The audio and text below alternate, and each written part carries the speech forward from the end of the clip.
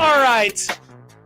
Big times in the world of Major League Eating. We all focus our eyes and attention on one event every year. That is the 4th of July hot dog eating contest at lovely Coney Island. I haven't checked the weather for Coney Island next Thursday yet, but I'm sure it'll be 130 degrees and sweltering hot while people eat hot dogs. We're joined by Major League Eating's commissioner. He joined us on the show last year, and the guy who gives the best introductions of all time, George Shea, right now on the 42 Degrees Source Hotline.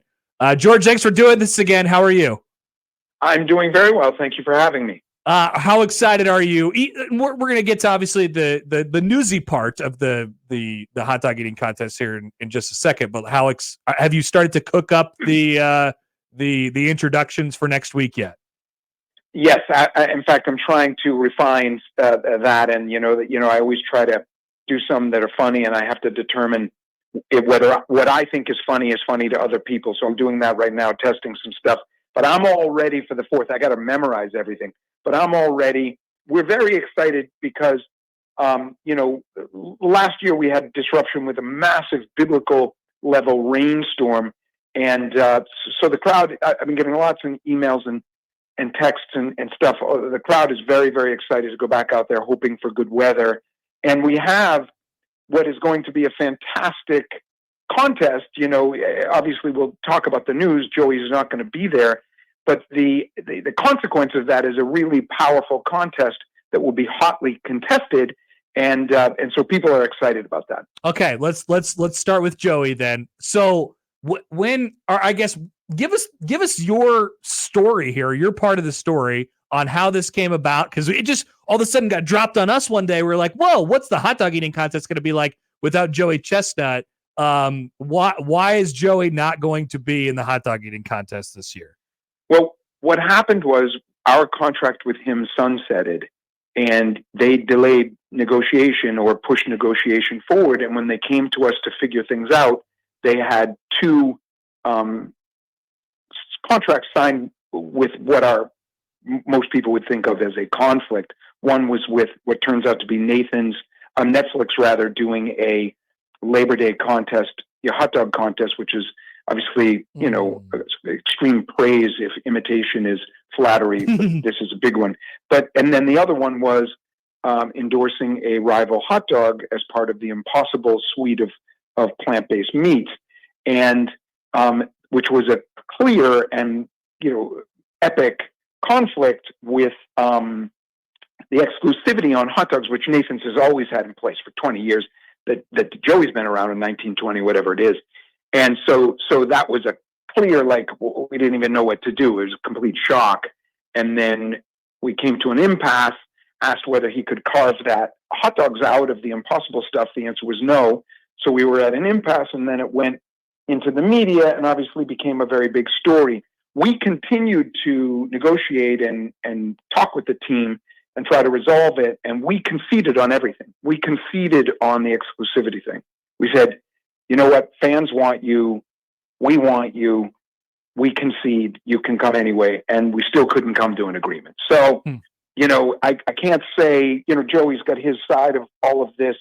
Joey is a terrific guy, and a great champion and an American hero, face of 4th of July, and he's chosen to go eat with the troops at Fort Bliss in Texas on the 4th of July. And, if he's not with us, obviously I would always want him with us, but if he's not with us, that's what a great thing to do, celebrate the armed forces like that. So we support that 100%.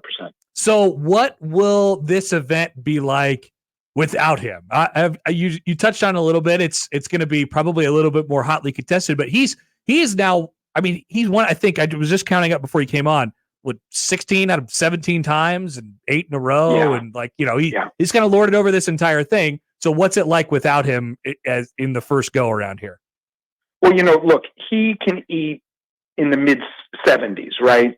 So he's so far ahead of everybody. He's 20 ahead of everybody effectively.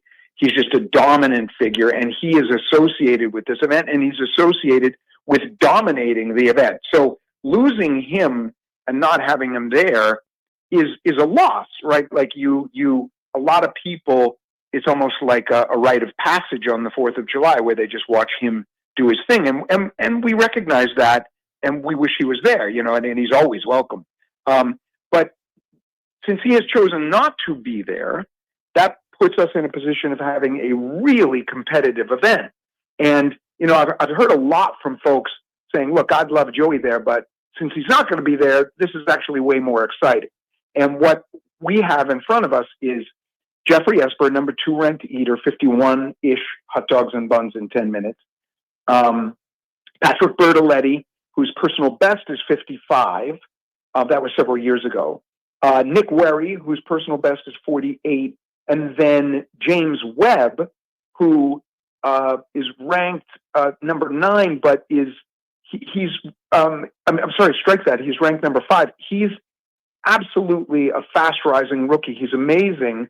And I expect him to be in the 50 to 55 range. So really what you have is a really tight range, a tight race between at least 4 people, and maybe more, because King Yamamoto from Japan, I think could really be right there. We have 6 international eaters coming, and King Yamamoto might well be sort of a dark horse. So and that's the other thing here. Like this event has grown exponentially over the last 20 years, or 20 plus years now.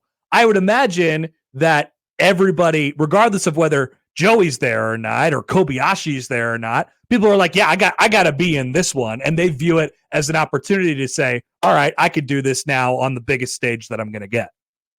Yeah, I think I have to tell you, none of the eaters obviously expected to hear the news with Joey. And, I think many of them were like, okay, wow, this opens up a path to hold the mustard belt and be the champion. And I think they're very excited about that. And I suspect that while they were all preparing, they were doing so knowing that they were competing against a group of people for second or third or whatever. Now they're competing for first. So I suspect the intensity has increased. What is the theme of is there a overarching theme of the intros this year, as we've kind of mapped it out and you're starting to get into the memorization portion of what you're going to do in your prep? That's exactly right. And, look, I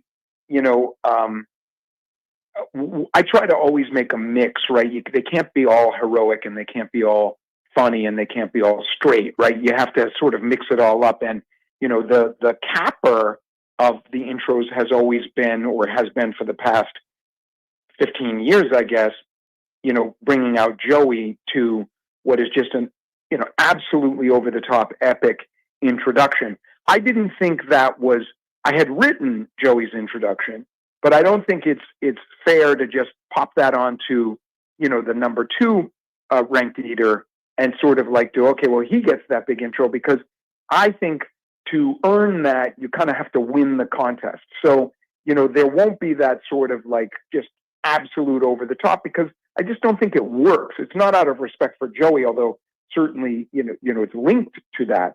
It's really, I don't think it works to have someone who's never won get that Joey intro. But I have a lot that I think are funny, and I don't want to do too many funny ones. So I have to sit down with my trusted advisor, Sam Barclay, who's a really funny and brilliant guy. And he kind of goes, yay or nay.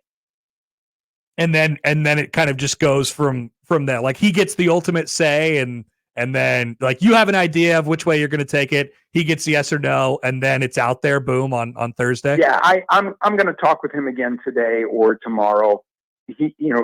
Share everything with him, and then what he says is that's not going to work, or this is going to work better than that.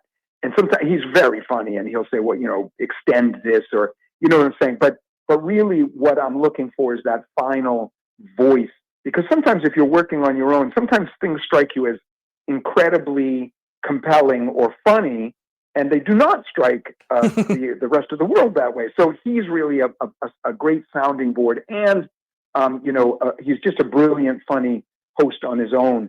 So yeah, once that gets done, then it's hardcore memorization this weekend, and then I have to think. We have a 2.5 hour stage show, and we have an opera singer, and I'm going to sing True Colors by Cyndi Lauper with a backup band. The backup band is because I cannot sing at all. Millions of things like that all have to get memorized and the final organizational element. Incredible. Hey, are you a Mets or a Yankees guy? I would be a Mets guy. I would not say I'm a huge sports fan. My favorite sport is competitive eating, but I have, if it came down to the two, it would be the Mets. So have you been following the Grimace storyline with the Mets? It's so funny. I saw that story today, and I was on the subway, and I opted to read debate coverage, but I had seen the Grimace, the Grimace in the. I'm not. What's the status of that? Well, the Mets are hot right now, and they have accredited all of their winning over the last 2 or so weeks to Grimace, the famous McDonald's mascot purple blob. I don't know why, really, but that's what they have credited with. That's bizarre, but you know what? When luck and jinxes and superstition, you never know where it comes from. It can take hold. That's baseball. We're excited to see you on the 4th of July, as we always are. Enjoy. Should be a fun competition this year, and we cannot wait until your introductions. It's a sure sign that the 4th of July is here. We appreciate it as always, George. Thank you so much, and happy 4th of July to you and all your listeners. A symbol of America, the 4th of July. That is George Shea, the commissioner of Major League Eating. And crushed it again. Yep.